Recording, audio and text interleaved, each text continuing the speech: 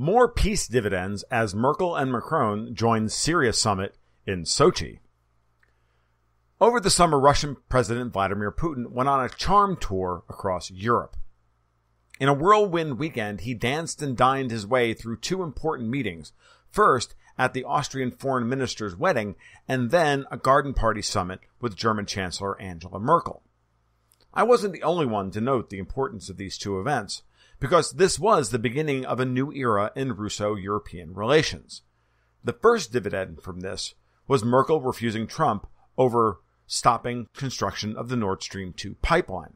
But the dividends from that weekend continue to roll in, because Merkel and French President Emmanuel Macron have both agreed to join Russia and Turkey at the next meeting in Sochi to craft a political solution to the Syrian civil war.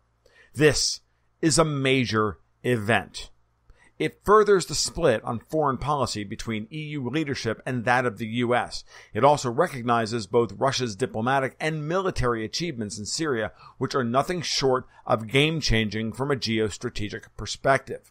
From the RT article announcing Merkel and Macron's prospective attendance, quote, Russia's previous effort to sit down and work out a path to peace in Syria with regional players were dismissed as insignificant or outright fraudulent by the US-led West. The Istanbul four-way is grounds for cautious optimism that Russia is being accepted as a key influence, experts believe.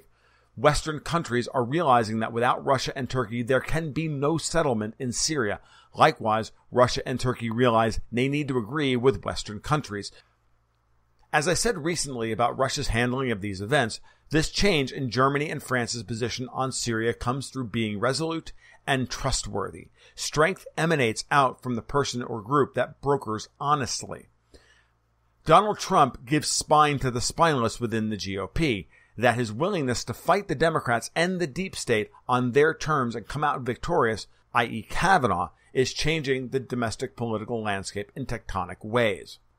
So too, I'm coming to believe, is the case with Putin. His unwillingness to barter away Russia's future for short-term games, but instead tackle head-on the U.S.'s hypocrisy and aggression on the world stage and win, is having a huge effect on other world leaders. And this announcement by Merkel and Macron to attend Sochi is a perfect example of that.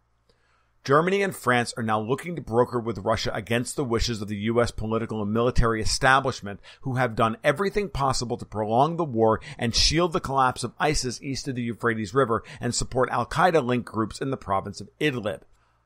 This implies even further marginalization of the warmongers in D.C. who refuse to give up on the removal of Bashar al-Assad as president of Syria. The facts on the ground are that Assad is popular, having been strong enough to court partners who assisted the Syrian Arab army in retaking most of the country.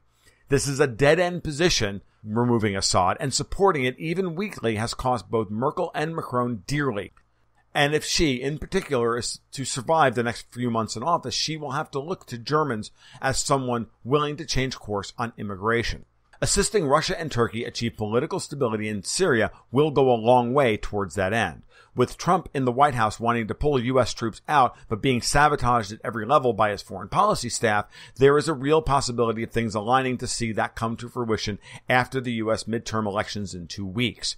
The U.S. is in an increasingly untenable position in the Middle East. Iraq's recent elections and camel trading have pushed aside the U.S.-backed Haider Abadi in favor of a government more aligned with Iran than the U.S. Afghanistan is in the early stages of U.S. withdrawal after 17 years of war. The new leadership in Pakistan is as unhappy with the U.S. as Trump is with Pakistan. And China, India, and Turkey will refuse to stop buying Iranian oil in 2 weeks.